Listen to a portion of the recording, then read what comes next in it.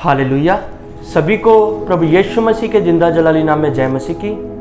मैं जानता हूँ आज आप लोग सब प्रभु यीशु की दया के कारण सभी लोग अच्छे हैं और प्रभु यीशु ने आपको बचा कर रखा हुआ है। आज जो हम वचन पढ़ने जा रहे हैं उस वचन को आपने बहुत ही ध्यान से सुनना है, क्योंकि जब हम वचनों को सुनते हैं और वचनों की ओर चलते हैं तो परमेश्वर अक्सर हमारे साथ रहते हैं। और जो लोग आज इन वचनों को सुनेगा और उन पर चलेगा, मैं आपको बोल रहा हूँ कि आज आपकी लाइफ पूरी रीति से चेंज होने जा रही है। सो आज हम वचन पढ़ेंगे यूहन्ना 15 अध्याय उसका 5 वचन। उसमें लिखा है, मैं दाखलता हूँ तुम डालियाँ हो, जो मुझ में बना रहता है और मैं उसमें, वह बहुत फल फलाता है, क्योंकि मुझसे अलग होकर तुम कुछ भी नहीं कर सकते।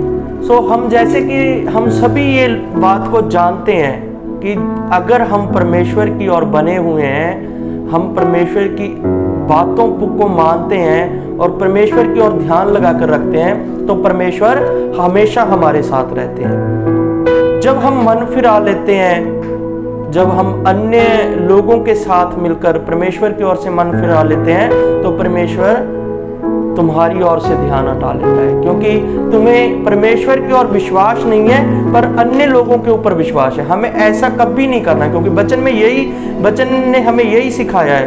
उसमें लिखा हुआ है, मैं दाखलता हूँ तुम डालियाँ हो, जो मुझ में बना रहता है और मैं उसमें, वह बहुत फल फलाता है, क्योंकि मुझसे अलग होकर तुम कुछ भी नहीं कर सकते। आज आप मान लो, अगर एक पेड़ है, जो पेड़ से अगर डाली को हम अलग कर दें तो क्या वो डाली हरी रह पाएगी? कभी भी नहीं। अगर जैसे तुम अपने आप को परमेश्वर से अलग कर लेते हो तो तुम भी कुछ नहीं कर सकते। उसे आगे जब हम 10 वचन में पढ़ते, उसमें लिखा हुआ है, यदि तुम मेरी आज्ञाओं को मानोगे तो मेरे प्रेम में बने रहोगे, जैसा कि मैंने अपने पिता की आज्ञाओं को माना है और उसके प्रेम में बना रहता हूं। अब आज्ञाएं क्या है? आज्ञाएं क्या है? हम लोग समझते नहीं है कि हम मसीह लोग कैसे हमें अपने जीवन को बनाना है, पर हम अन्य लोगों के पीछे लगकर, जो लोग परमेश्वर के बारे में नहीं जानते, जैसा वो बोलते हैं हम भी वैसा ही बोल रहे हैं, जैसा वे करते हैं उनके पीछे लगकर हम भी वैसा ही कर रहे हैं। हम भूल चुके हैं कि बाइबल हमें क्या सिखाती है। अगर कोई हमें गाली दे रहा है तो हम क्या करते हैं? बदले में उसको गाली देते हैं। नहीं, ये बहुत गलत है। जब तुम बाइबल के ये पवित्र बाइबल में जो शब्द लिखे हुए हैं, जब तुम शब्दों को पकड़ना सीख जाओगे, जब तुम शब्दों पर चलने वाला बनना सीख जाओगे, तो मैं आपको बोल रहा हूं तुम्हारी लाइफ में कभी भी कोई कमी नहीं रहेगी। क्योंकि परमेश्वर ने हम लोगों को चुना ही इसलिए है कि हम खुद तो बचे ही हैं और लोगों को भी वचनों के द्वारा बचा सके। तो हमें क्या करना है?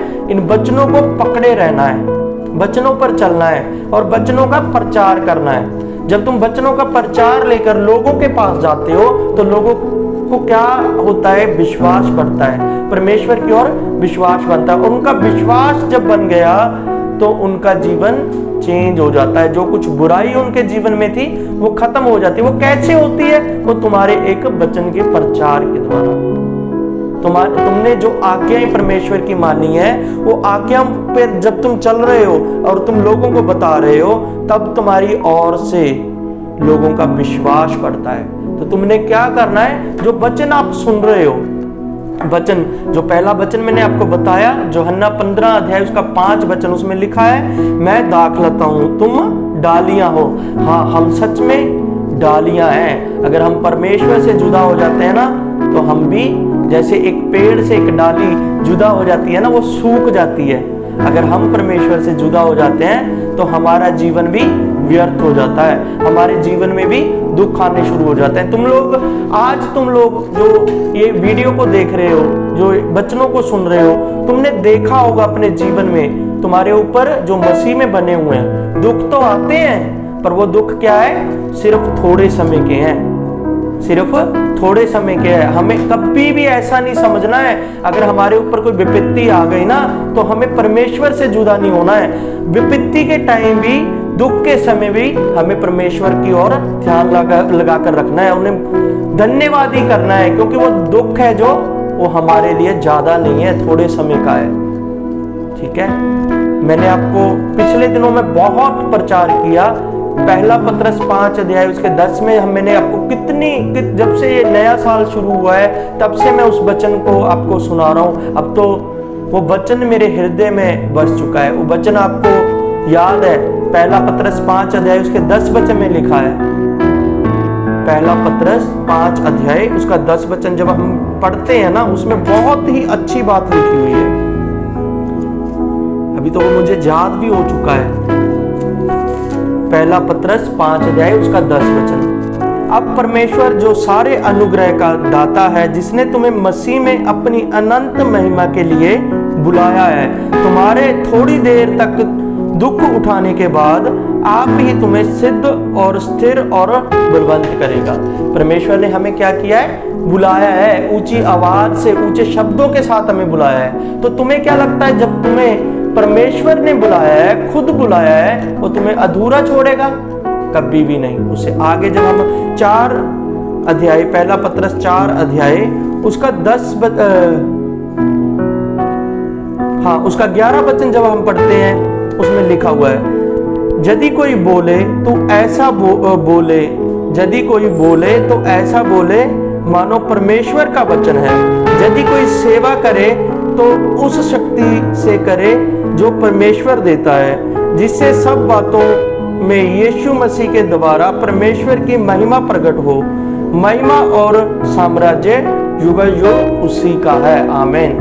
क्योंकि हमें पता है जो साम्राज्य, जो महिमा है, वो शुरू से अंत तक परमेश्वर की है। तो हमें क्या करना है? इस बल के साथ सेवा करनी है।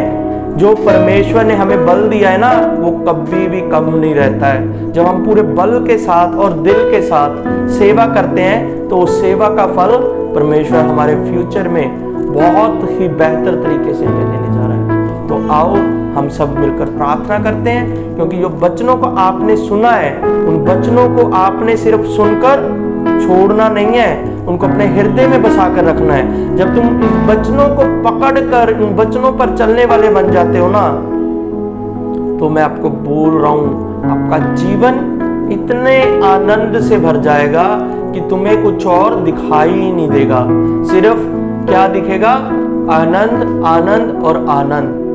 हर समय आपके फेस के ऊपर एक खुशी झलकेगी। लोग आपको देखकर पूछेंगे भी खुशी का राज क्या है, पर तुम्हारे पास कोई शब्द नहीं होंगे, क्योंकि परमेश्वर जो खुशी तुम्हें, जो आनंद देगा, उसके बारे में आज तक किसी के पास कोई शब्द नहीं है।